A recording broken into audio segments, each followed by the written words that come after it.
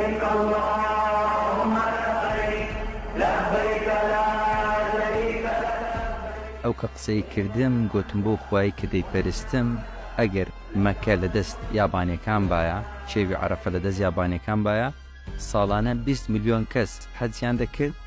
بەبێ ئەوەی هەموو حاجێ بمریتە. ئەمن وەکو دکتۆر دلێر ئەعلانیشم کرد، ئەمن فێڵم لێکرا، ئەمن شخصی خۆم ئەو یعنی ئەگەر بمزانی بە ئەو مەراسیمی بەو شێوەیە ئەو ڕێم هەڵە دەبژارد. ئال سعود ئەوانە مجرمن، ئەوانە خزمەتکاری دین نینە. هیوا هەیە نەزانە لەو گۆڕێ و دەرێت وڵی بەهۆی ئەوانەی کە ناساچن ئەخرکاکەم پاڵم بە کەس وەنە نابیتن، ئەمە قەرەباڕغیم دروست نەکردویتن، ئەمە لۆبی مەسە ببی مردنی. ئەوانە زۆر بێئەدەبن، زۆر بێئەدەبن.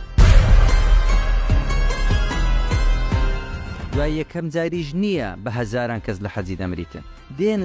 سەرانەی وەردەگرن لە جیاتی نان و ئاویان بدێن، دێن سەرانەی وەردەگرن ئەوەی بچی حەجی بکاتن. هەیە لە نەو مەکەی دانیشتێ ناتوانانی حەجی بکات، لۆ چونکە دەبی 10,000 ریالی بداتێ سەرانە تاوەکو بچیتە وێندەر، ناتوانیتن یعنی خەڵک لە مەکەی لە بۆ عەرەفەی بە میترۆی بچیتن. پاشەندی ساڵێکە کە مۆدیال دەکرێت لە سعودی بزانە چ دەکات لە بۆ مۆدیالە چ تۆپانێ.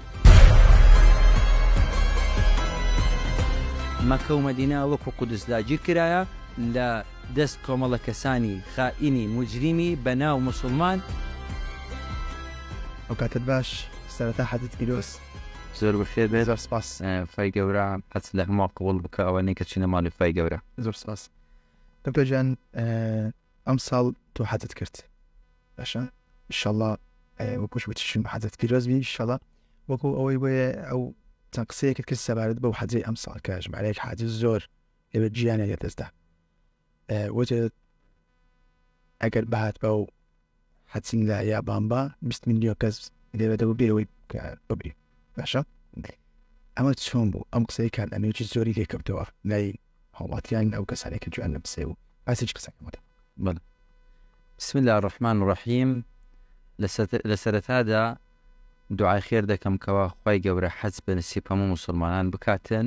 و ئەوانە حەجیان کردیە دەڵاڵێن و دەپاڕێونە لە خوای گەورە حەجیان لێ قبوڵ بکاتن. هەرچەند سەرەت و سامانت هەیە لەو ڕێگەی سەرفی بکەی ئەوەندۆنی ناگەێنی کەوا خوای گەورە لێت خۆش ببی لە هەموو تاوانەکان و دەرەجەت باڵا بکاتن لە ڕۆژی قیامەت. حەج یەکێکە لە فەریزە گەورەکانی ئاینی پیرۆزی ئیسلام، ئەوانەی کە دەتوانن لە تەمەنیاندا جارێک واجبە کە بچنە ماڵی خوای گەورە و لە شێوی عەرەفە ڕابوەستن و ئەو مەراسیمەیە بەجەستە و بەڕوحیان بەشداری ئەو عیبادەتە گەورە شاعیرە ئیسلامیە بکەن. حەقیقەت باسی یەکێک هەنجیری نەخواردبی ناتوانی وەسفی هەنجیری لە بۆ بکەی، یعنی بە هیچ زمانێک بە هیچ لوغەک بە هیچ ئیشارەتێک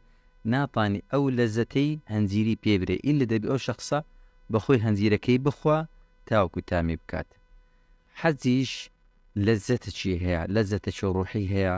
قەت کەس ناتوانی وەسفی بکاتن کە ئەو لەزەتە خۆشەی هەیە. بەڵام لەگەر ئەو مەراسیم حەجەی ئەو کەم و کوریانەی کە دەیبینی دێتە پێش خەڵکەکان، ئەو کە قسەی کردم گوتم بۆ خوای کە دەیپەرستم ئەگەر مەکە لە دەست یابانیەکان بایە، شێوی عەرەفە لە دەست یابانیەکان بایە، ساڵانە 20 میلیۆن کەس حەجیان دەکرد بەبێ ئەوەی ئەو هەموو حاجێ بمریتە. ئەو قسەیە معنای ئەوە نییە کە یابانی بوزینە و ئەمە مسلمانی نا، مەبەستم لە پێشکەشکردنی خەدەماتی طبیەکەیە، مەبەستم لەوەی المعنى في قلب الشاعر، مەبەستم ئەوە نییە کە من معجب ببووم بە یابان. ئەمن هەموو ئیش و کەسابەت و ژانی خۆم بەجێهێشتیە چمت خوای لێ خۆم ڕازی بکەم. ئەو پەڕی قەنەعەتم بەو شاعیرەی هەیە و ئەگەر حەج بە هەر وەسیلەک بی ئینسان خۆی بگەینیتە حەجی بکاتن و ئەگەر بتانیتن، بەڵام معنای ئەوەش نییە خۆی تەهلوکە بکات، چونکە خوای گەورە دەرێتن ئەگەر بتانی واجبە لەسەری و ئەگەر نێتانی ئەو واجبەی لەسەری ئسقاط دەبێت تاوەکو دەتانیتن. طبیعی تانینەکە بەس مادی نییە، معنەویە، جەستەییە، حەقی خەڵکی لەسەر نەبیتن، ئەو پارەی کە پێی دەچی حەڵاڵ بیتن و حەج مهمترین شتی حەجی ئەوەیە گۆڕانکاری ئاسەواری لەسەر بەجێ بمێنێتن. پاراستنی حەج زۆر گەورەترە لەسەر کردنی کردداری حەج، یعنی دەبی ئەمن ئەو دکتۆر دلێرەی کە پێشتر بوومە دەبی بگۆڕدرێ بمە دکتۆر دلێرە چیتکە بەرەو باشتر بەرەو چاکتر بەرەو میهرەبانتر بەرەو خزمەت گوزاری زیاتر بەرەو زیاتر نزیک بوونەوە لە خوای گەورە. بەڵام هەندێک کەس لە زاویەکی ڕەشەوە تەمەشا ئیشەکەی دەکاتن نە لە قسەکەی من گەویشتە ئەو کەسانە یان بێدینن لەو جانبەیەوە دانێ بە نەوعەک پیشان بدەن کە زۆر دڵسۆزی دینن یان کۆیلن و جاهیلن مع الأسف یعنی هیوا دەرێتن ئەوانەی کە بە نایاسایی چوینە ئەسڵن بە نایاسایی نەچینە بە یاسایی چوینە بە ڤیزە چوینە بە تاری چوینە ئەوانەی دەڵێن کە زۆربەی ئەوانەی کەم زۆربەی ئەوانەی کە جیان لەستاوە کۆچی دواییان کردووە بە ڤیزە یەک ساڵی چونە ڤیزە یەک ساڵی چوون لەبەرچی ئایا خزمەت گوزارەکانی ئەوەی لە ڤیزە یەک ساڵی هەیە لە حەج نییە و حەجێک کە باڵێن مەربەلاتی حەج عومرە دایدەنێ ئەو ناوانە کە دەگەڕێتەوە و دواتر پرسیارشی من خۆشت دەوێت بە تایبەت. بەڵێ بەنسبەت ئەوەی کە ئەمن وەکو دکتۆر دلێر ئەعلانیشم کرد ئەمن فێڵم لێکرا ئەمن شخصی خۆم ئەو یعنی ئەگەر بمزانی بە ئەو مەراسیمی بەو شێوەیە ئەو ڕێم هەڵە دەبژارد بەخۆم. بەڵام مانە ئەوە نییە کە ئەمن خەڵکی سارد کەمەوە لە حەج نا مەسەلەکە دەمەوێت ئەم ویستم هۆشیاری خەڵکی زیاد بکەم ویستم خەڵکی تێبگەێنم ویستم لە پەیامەکانم ئەوی تێبگەێنم ئال سعود ئەوانە مجرمن ئەوانە خزمەتکاری دین نینە ئەوانە نینە کەوا خەڵک زۆر بە شان و باڵیاندا هەڵدەڵێتن ئەوانە دەیانتانی زۆر وەسائل بکەن دوای یەکەم جاریش نییە بە هەزاران کەس لە حەجی دەمریتن. چەند ساڵێک لەمە پێش لە شەیتا ڕجمکردن لە جەماراتی دیسانەکە 1024 کەس مرد بەهۆی ئەوەی کەوا کۆمەڵک بەو ئیتیزای هاتن تێکەر بوون بەهۆی پاڵەپۆستۆ بەهۆی ئەوەی کەوا خنکان کەتنە سەر یەکتری و خنکان 1024 کەس ئەو ساریش لە هەزاری ڕەتیدا کە هۆیەکەشی هیوا هەیە نەزانە لەو گۆڕێ و دەرێت وڵی بەهۆی ئەوانەی کە ناساچن ئەخرکاکەم پاڵم بە کەس وەنە نابیتن ئەمە قەرەباڕغیم دروست نەکردبیتن ئەمە لۆبی مەسەبەبی مردنی ئێوانە چەند ساڵات نای خۆت نووسی بۆ حەج ئەمە خواعافیکە بابم نزیکەی 20 ساڵ لەمەوە پێش مردێ لەگەر باب موداکم ناوی خۆم نووسە ئەلەو کاتیەوە ئەوە ناوی دەنووسین لەوەتی بچکا برەگوتێن حکومەت کوردی هەیە ئەمە ناوی دەنووسین لە بە حەزی ئەوە باتەوە ناوم نەهاتەوە لە دائرە سەحی تەقدیم لە دائرە سەحی تەقدیمم کرد وەکو هاوڵاتی تەقدیمم کرد هەموو وەسائلەکانم گرتە بەر بەڵام ئەم دەمتانی هەندێک وەسائلی کە بگرمە بەر کە نەمویست بەو شێوەی بچمە ماڵی خوای گەورە ویستم خوای لە خۆم ڕازی کەم بەڵام ئەو کەسانەی بەداخەوە کە لە جانبەچی ناتێگەیشت و دێتن تەعان دەداتن ناو ناتۆرەی دەنێتن طەبیعی ئەوانە زۆر بێئەدەبن ناوی لە ضیوف الرەحمانی دەرێن قاچاقچی ئەوانە زۆر بێئەدەبن زۆر بێئەدەبن چونکە خوا پێی دەرێ میوانی خوایە ضیوف الرەحمانە ئەتوکو نابیت کەی لێدەنی دوایە کە هەر دەوڵەتی سعودیا چیە دروستی کردی ئەو سنوورەیە بەریتانیا دروستی کردیە یعنی ماڵی خوایە دوای ئەوان دەرێن ڕێکی دەخەن ئەوانە درۆی دەکەن ئەوانە ڕێکی ناخەن ئەوانە ئیستیغلالی دەکەن ئەمە دەمێشتشی لە بۆ تاریخ بچێرمەوە با هەموو کورد بیسانیتن دروست بوونی کاتێک کە قوسەی کوڕی کلاب کاتێک کە چووە مەکەی چووە ناو حەرەمی ماری بردەوێندەر طەبیعی زمانی کوفر بوو کە باپیرە گەورەی پێغەمبەری بوو کاتێک کە ئەو چوێندەر پێش ئەوەی بێتن گۆتی ئاودانی حاجیان نان و مەسکەنیان لە سەرەمەیە تاوەکو قسەی نەکەن کە چونە ناو حەرەمی دوایە کە هاشم لە چه هاتیە کە باپیری پێغەمبەری دەکاتن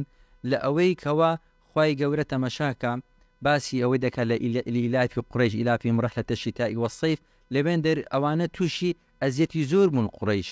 فەقیر بوون چونکە ئەتو ئەو هەموو نان و ئاوەی بدە هەموو ساڵێ کە لە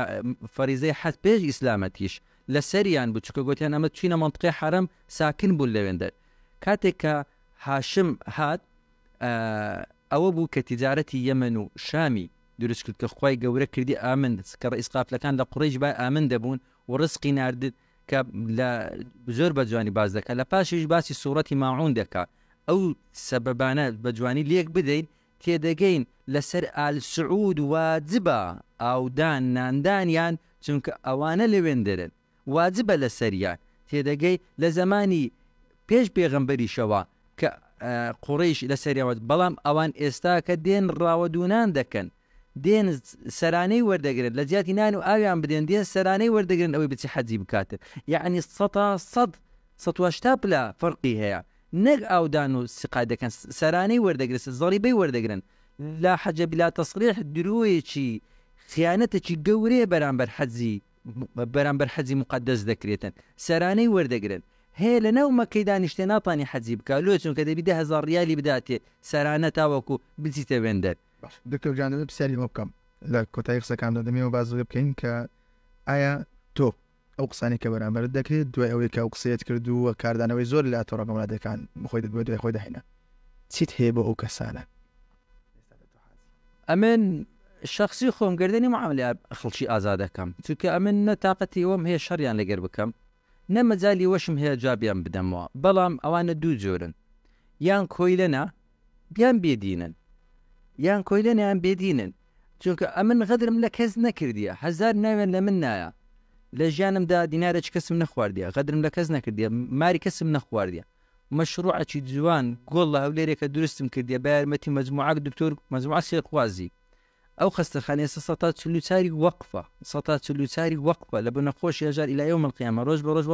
نسبەی خێری بەرز دەبیتەوە یەکەم جار بووینەمە ئیقالەماندانە چێ پارەیدا تێنەگەیشتەوە پارەکەی بدەمەوە کەس نەبوو پێشە من ئیشی ئەو هالە بکاتن چاوم لە پارەی کەس نەبوو پێرم لە کەس نەکردی لەکە بکەینەوە ئەو بزنیۆن کەسەیە بۆزێت لە نستیابان بە چی بکرێ باشە ئەو گلیانە چ بکە لێ دەرهات بووە ئەو کەسانێک کە ئێستا گوتێت کە سەر و 1000 کەسە جیانی دەستدا کۆچ دوایان بەردێ ئەمانە ئەو کاری لە پشت حتما مردن ئەجەل غەیبە خوا نەبی هەر کەسێک شوێنی و کاتی مردنی دیارە بەڵام هۆی مردنی هەیە من باسی هۆی مردنی دەکەم ئەو جێی وا دەرێتن ئەوە خۆ ئەجەلی هینابێ خۆم زۆر خۆ ئەجەلی هینا بەڵام کاتێک کە حادیسە ئەدی قاتل و محاسبە دەکرێتن چونکە دەبێت هۆکاری قەتلەکەی خۆەوە هەر دەمرد ئەگەر ئەو ژنی کوشت بە خۆخوای گەورە ئەوەی دەزانیتت مردن بەدەست خوا بەدەست کەس نییە مردن و ژیان عایدی خوا ڕزق و ژیان و مردن عایدی کەس نییە عایدی خوایە بەڵام لە بۆوانە هۆکاری هەیە عەرەفە حکومەتی سعودی دەیزانی سەروی چەندین ملیۆن کەس هەموو ساڵێ ئەلەو کاتی دێنە ئێرکۆن ئەوێن دەر مەسەحەتی گەورەیە زۆر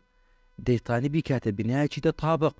ساردکەرەوە یعنی لۆ قەتەر تانی مەلعەبەکی دروست بکاتن کە کەسی لێی نەمرد ئەو هەموو فێنکەرەوە و لەناو جادەکان فێنکەرەوەی دروست دەکرد لۆ ئەو نەیتانە عەرەفەی سێبەری دروست بکات نەیدەتانی وەکو مەدینەی کەپری لێ دروست بکاتن ئەو ڕشێنی زۆر دروست بکاتن ئەگەر نەشتانی بیکاتە بینایەکی دە تابق نەیدەتانی میترۆی دروست بکاتن ئەو خەڵکێ سواری میترۆی ببیتن و بسوڕێتەوە لە عەرەفەی بچیتە مزدەلیفەی و بچیتە مینای و یعنی بە ئاسانی عەدەدێکی زۆر خەڵک سوار ببیتن و بەبێ ئەوەی ماندی ببن و بەپێ تووشی ئەو مەشەقەتی ببن ناتوانیتن یعنی خەڵک لە مەکەی لە بۆ عەرەفەی بە میترۆی بچیتن دەیتانی ئەوانە هەموو بکە یعنی دروستکردنی میترۆ شتێکی زۆر زەحمەتە لە سعودیای لۆ تانیتر لە دێستا کە دەبیت پارچەندی ساڵێکە کە مۆدیال دەکرێت لە سعودی بزانە چ دەکات لە بۆ مۆدیالە چ تۆپانێ 11 کەس دەولە 11 کەس دەولە تۆپانێ دەکەن بزانێت چ پارەشی لە سەرف دەکاتێت لۆ دەتانی ئەوەی لە تۆپانێ بکە لۆ ناتانیتن لە بۆ شەعائیرێکی گەورەی ئیسلام ئەوەی بکە ئەگەر ئینسانێکی بەڕاستی مسلمانە فلەبەرەوەی ئەم قەنەعەتم وایە مەکە و مەدینە وەکو قودس داگیر کرایە لە دەست کۆمەڵە کەسانی خائینی مجریمی بەناو مسلمان بەداخەوەم زۆر زیاتر لە بۆ ئەو کەسانەی کە ڕیشان دانایە و کوردن بە زمانی کوردی دێن دیفاع لە سعودیای دەکەن بە من شەرمەزاریە هەر کوردێک دیفاع لە ئینسانی زاڵم بکات ئەو زاڵمەیە